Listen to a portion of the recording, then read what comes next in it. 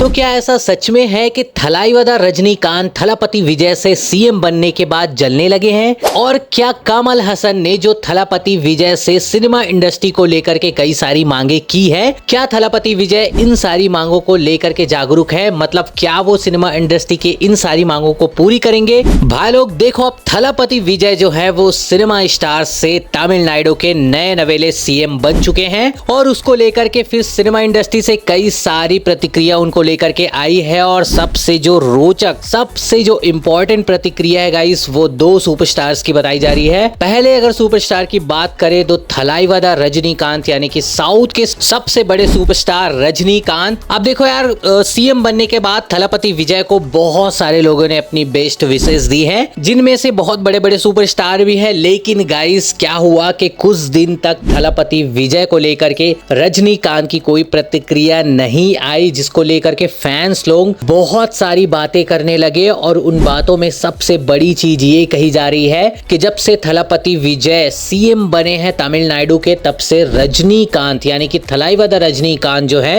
वो थलापति विजय से जलने लगे हैं। ऐसी सारी बातें कही जा रही है गाइस अभी के टाइम पर। और दूसरी चीज, सीएम बनने के बाद कमल हसन जो साउथ के सुपरस्टार है, वो थलापति विजय से मुलाकात की और उन्होंने सिनेमा इंडस्ट्री को लेकर के बहुत सारी जो स्कीमें हैं वो थलापति विजय को बताई और उनको कहा कि वो सिनेमा इंडस्ट्री की तरफ ध्यान दे, इन सारी चीजों को प्रोटोकॉल में लाए ताकि सिनेमा इंडस्ट्री जो है वो हमारी वो और ग्रो करे। तो देखो यार, सबसे पहले बात करते हैं हम कि रजनीकांत ने इन सारे मैटर्स पर क्या कहा है। मतलब यार, जो फैंस लोग की थ्योरी बना रहे हैं कि जो थलापति विजय है उनको लेकर के रजनीकांत के मन में जलन है। बात करते हैं कि आखिर रजनीकांत सर इन सारे पूरे मैटर्स पर क्या सोचते हैं, उन्होंने इस पर क्या प्रतिक्रिया दी है। तो यार, बीते दिनों रजनीकांत सर ने अपने घर पर ही एक प्रेस कॉन्फ्रेंस रखी थी और उसमें उन्होंने थलापति विजय और अपने बीच को लेकर के जो कंट्रोवर्सीज चल रही थी उनको लेकर के मैटर पूरा क्लियर कर दिया है। उन्होंने कहा है कि ऐसी कोई बात नहीं है, वो थलापति विजय से किसी भी तरह से नहीं जलते, बल्कि वो खुश है कि वो इतने बड़े मुकाम को हासिल किया है विजय थलापति ने। उन्होंने कहा कि मैं विजय थलापति को बचपन से देखते आ रहा हूं और उनको 25 सालों से जानता हूं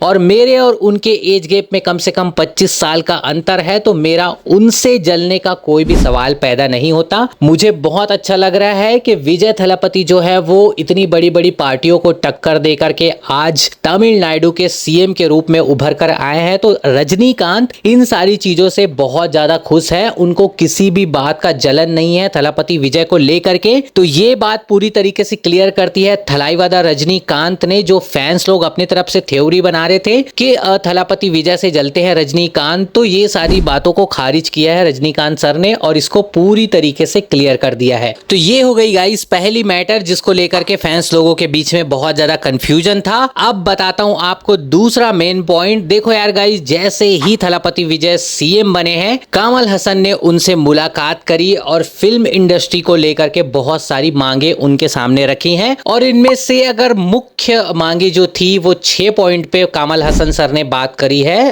थलापति विजय से और कहा है कि इन सारी चीजों पर आगे वो ध्यान दे ताकि फिल्म इंडस्ट्री जो है वो आगे बढ़ सके और नए जो एक्टर्स हैं उनको मौका मिल सके, ऑडियंस को थोड़े सस्ते और ज्यादा फायदेमंद चीजें मिले सिनेमा इंडस्ट्री की तरफ से। तो आइए आपको बताता हूं कि आखिरकार कमल हसन सर ने जो अपनी बात रखी है 6 पॉइंट पे फिल्म इंडस्ट्री के फ्यूचर को लेकर के थलापति विजय से, वो आखिर है क्या। तो देखो यार, पहला पॉइंट की बात करें तो सबसे पहले उन्होंने जो चीज की डिमांड की है वो है गाइस सरकारी ओटीटी प्लेटफॉर्म की, जहां पर डॉक्यूमेंट्री और फिल्में जो है वो अच्छी बनाई जाए, जिससे क्या होगा कि जो ऑडियंस है उनको कम कीमत पर जो है वो अच्छी से अच्छी कंटेंट देखने को मिल जाएगी। दूसरी जो उनकी डिमांड थी वो ये थी गाइस कि फिल्म पर जो इंटरटेनमेंट टैक्स लगा हुआ है 4%, उसको हटाया जाए। अब देखो यार, उनका कहना ये था कि फिल्म बनाने से लेकर थिएटर तक पहुंचाने तक जो कॉस्ट होता है वो बहुत ज्यादा हो जाता है। ऐसे में अगर इंटरटेनमेंट टैक्स भी देना पड़े तो फिर मेकर्स लोगों को बहुत भारी पड़ जाता है। तो उन्होंने कहीं ना कहीं ये कहा है कि जो इंटरटेनमेंट टैक्स लगा हुआ है उसको हटा दिया जाए। तीसरी जो उनकी डिमांड थी वो ये थी गाइस कि तमिल सरकार की तरफ से ये घोषणा की जाए कि जो फिल्म के जो शो हैं वो कम से कम 5 शो चलाए जाए, 2 या 3 या 4 शो के जगह पर 5 शो चलाए जाए।